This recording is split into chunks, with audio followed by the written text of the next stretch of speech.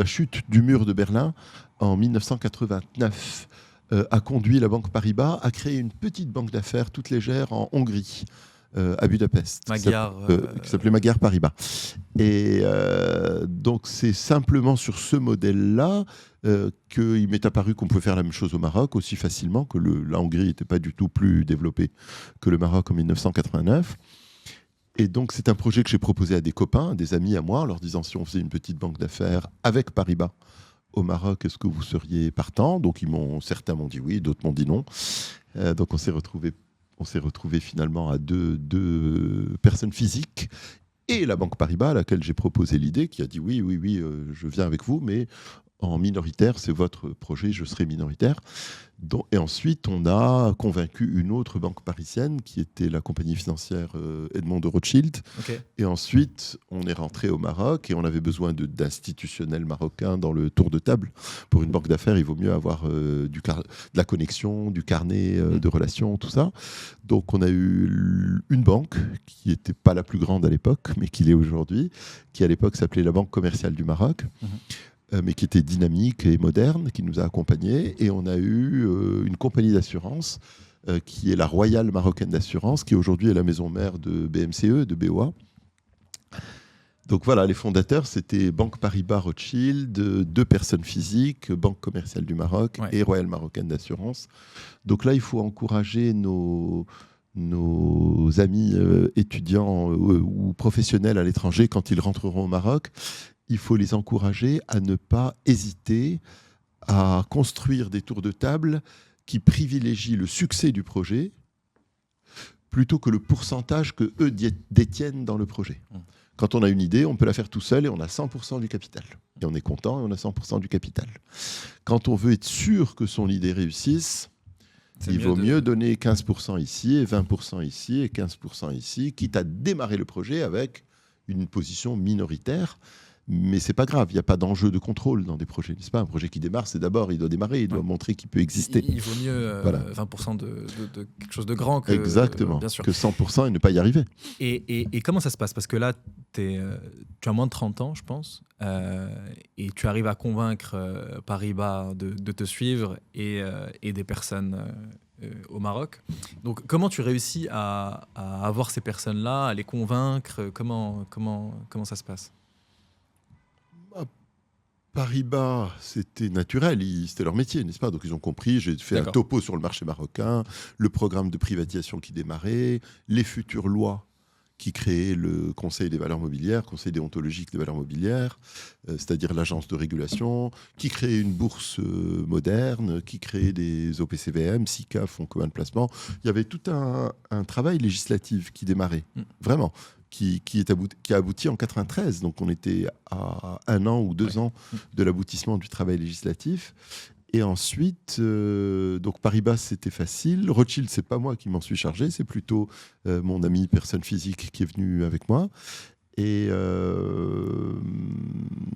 puis les institutionnels marocains, je pense qu'ils y ont vu une expérience peu coûteuse. N'est-ce pas? Ils n'ont pas mis beaucoup d'argent, on n'avait pas besoin de beaucoup de capital pour démarrer. C'était surtout du conseil au début. C'est ça, c'était aussi ma question. Vous avez commencé parce que parfois, quand on dit banque d'affaires, il y a le côté conseil financier, donc conseil comme une société qui fait du conseil, je sais pas, en stratégie, en management, exactement, mais pour le coup financier. Exactement. Et après, dans banque d'investissement, il y a aussi d'autres métiers type financement, etc. Donc, ma question, c'est, vous commencez avec cette partie-là, conseil financier, uniquement, ou déjà avec d'autres... Non, parce qu'il fallait attendre la réglementation. Nous, on a suivi la réglementation. À chaque nouvelle loi, on a ouvert un métier sous l'encadrement et l'agrément et la licence de ce nouveau métier, n'est-ce pas? En Europe et aux États-Unis, on n'y pense pas parce que tout ça existe depuis très longtemps, mais tous ceux qui exercent ont une licence, sont professionnellement encadrés parce qu'il y a un texte de loi, parce qu'il y a des décrets, parce qu'il y a des dispositifs réglementaires. Nous, au Maroc, il n'y avait rien. Donc, on a démarré avec la partie qui n'était pas réglementée, qui était la partie conseil. Conseil en privatisation, conseil en fusion-acquisition. On a démarré par ça plutôt. Et le programme de privatisation nécessite des banques d'affaires, nécessite des conseillers. Et pourquoi avoir choisi ce type de business dans le sens où... Moi, je trouve que c'est un business plutôt très compliqué dans le sens où en termes de business model, le conseil financier, c'est plutôt souvent payé au success fee. Donc, c'est souvent payé à la mission, mais à la réussite de la mission. C'est des missions qui sont longues. Donc finalement, c'est un business qui est assez compliqué, en fait, je trouve, comme business à lancer. Quelle était, toi, ta démarche pour... Oui, mais une banque d'affaires, c'est plusieurs métiers qui s'équilibrent les uns les autres.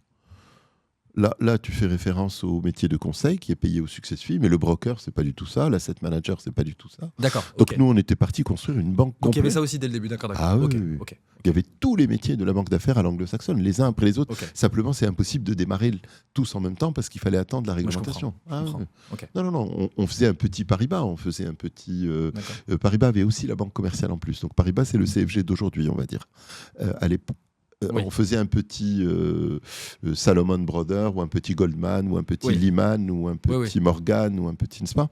Pas de banque commerciale, mais tous les autres métiers. Le broker, l'asset manager, le M&A, advisory service, le custodian, parce que la société de bourse avait le droit d'être custodian. C'était déjà la vision, mais après, Après, ça a été... On a fini de créer les métiers en 7 ans. En 1999, on avait mis en place les 4 ou 5 métiers complets. Et justement, donc depuis la création de CFG, ça a été quoi les grandes étapes qui ont permis à chaque fois de passer des paliers et de passer à l'étape suivante ? Les lois. C'est les lois. Ouais, c'est les bouleversements réglementaires. Comme dans les télécoms. Quand on libéralise les télécoms, on crée la NRT, le régulateur, on donne des licences. Ouais, avant, on peut pas. Avant, il y a Maroc Télécom et puis c'est tout, quoi. Donc, comme dans les télécoms, dans les services financiers, il y a des lois qui sont venues mettre un régulateur, donner des licences à des professionnels, les mettre en concurrence sur des métiers. Et en même temps, il faut qu'il y ait des clients de l'autre côté. Donc, la maturation du tissu, la privatisation, les introductions en bourse par l'État, par les privatisations, tout ça, ça fait des clients à mettre en face des professionnels qui se créent et qui se concurrencent. Si vous avez aimé cet extrait, vous allez encore plus aimer l'épisode complet qui s'affiche juste ici à l'écran. Et pour ceux qui ne l'ont pas encore fait, abonnez-vous à la chaîne. On a envie d'atteindre les 100 000 abonnés cette année, donc on a besoin de vous pour y arriver. Partagez le podcast autour de vous, ça nous aidera à continuer à vous amener des invités exceptionnels.